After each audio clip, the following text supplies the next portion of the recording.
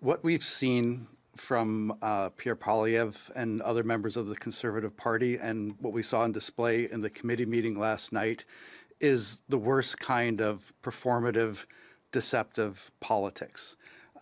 What the Conservatives are saying in those committee hearings and what they're saying on social media is that this bill, the Sustainable Jobs Bill, is a blueprint for phasing out oil and gas. They're targeting workers, especially in my home province of Alberta.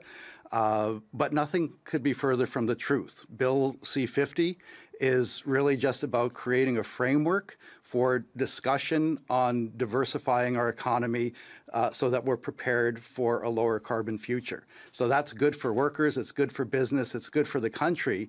And if you actually read the bill, which the members of the committee, the Conservative members of the committee, they're counting on Canadians not actually doing. But if you actually read the bill, all it does is create a committee, give workers a seat at the table, and sets in motion a discussion that I think most Canadians understand, and working Canadians, even in my province of Alberta, it's a conversation we understand that we need to have. So, my question, I have two questions for the Conservatives, and especially members of that committee who are trying to filibuster this bill.